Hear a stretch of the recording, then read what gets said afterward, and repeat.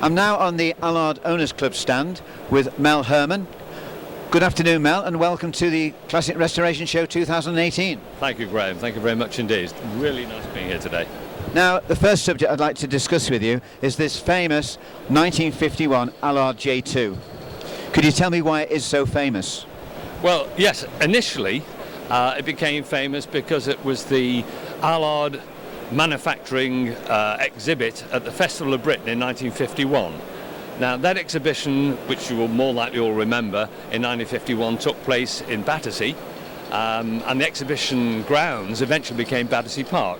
And as the exhibit for the Allard factory, the car eventually became very famous and known as the Festival of Britain Allard J2. Oh, so that's where the Festival of Britain came from? Exactly, yes. After that, it was sold to a chap called Desmond Titterington, who was a racing driver, and it was delivered to him in Ulster. He was a very efficient and very successful racing driver. He drove for Jaguar, didn't he, with the Ikiriakos? He did indeed. I think that was later on. But initially in the Allard, and I think it was his performance in the Allard that led him to be offered the position with the Ikiriakos team with Jaguar. Got him noticed. Indeed it did. It did. But initially, with the Allard, he had an outright win at the 1952 Leinster Trophy, and that it was from that it led to his being recognised by the Ikiriakos team and also the Mercedes team. And in all, he bagged about 14 podiums from 24 starts in this particular car, OZ 4444. In 1954, the car was then sold to a Scotsman, Jimmy Braid, who took the J2 to India to compete in races run by the Calcutta Motorsports Club. He then sold that on to another Scot, Alan Ramsey, who really shone in the Allard, winning the Calcutta Grand Prix of 1958 and 1960. After that, following a hard life on the track, the Allard changed hands, apparently for the price of a beer, and was stripped for restoration. Sadly, the owner died, and shortly afterwards, the parts were packed away in many boxes for many years.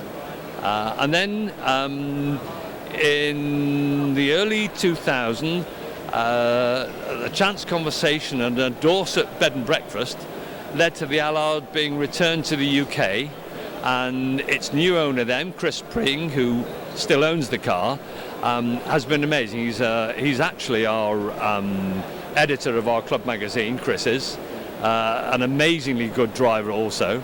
And he, over a number of years since then, has been restoring the car to a very, very high standard, as we can see. Having restored it, initially what he did in 2013, it made its public debut with Chris at the Cultra Hill Climb near Belfast in Northern Ireland. And then the final step in the restoration, because Chris was very, very keen to have this car as original, and originally it was fitted with the very, very rare Arden engine. And the Arden engine effectively is the standard Mercury flathead, so it's the 4-litre Mercury side valve Ford engine, but it's fitted with what are known as Arden heads. Now, the Arden heads were designed, developed and made by Zora Arkus-Duntov, which is where the Arden comes from. And Zora Arkus-Duntov is otherwise also known, a very, very famous man, as the grandfather of the Chevrolet Corvette. And also a racing car driver in his own right. He raced at Le Mans with Sidney Allard in the later model after this, in the JR. And what Chris wanted to do was reinstate the car with an Arden engine, because up to this stage it was fitted with just the standard Mercury flathead engine, so it's side valve. Yeah, I see. And the Arden engine, or the Arden cylinder heads that Zora Arkus-Duntov designed, converted the side valve into an overhead valve engine, giving it a lot more brake horsepower. And a few years ago, Chris managed to find a very good Mercury engine. He sent it over to America because although the original Arden heads gave the car more efficiency, or the engine more efficiency, they weren't that reliable. They did have faults. But nowadays, in America, there's a company that actually remanufactures them, and they've ironed out a lot of the problems. And so Chris had his Mercury engine sent over to America, and the company that makes these heads were involved in its rebuild, and it was completely rebuilt and brought back over here. And in fact, last year, because at this same show, this car was here. Sorry, no, the car wasn't.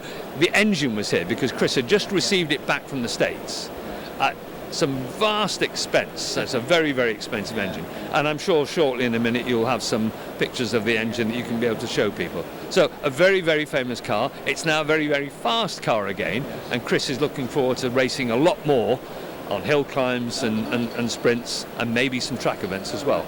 So he is going to race it then? Oh, very much so. The whole purpose of Chris's developing the car is so he can race it and have fun. So what would this then be eligible for then? Well, the way that Chris has restored it, in period, it's now FIA qualifying to race in drum brake sports car classes. And so it actually opens it up quite nicely for some period racing, which would be really exciting to see.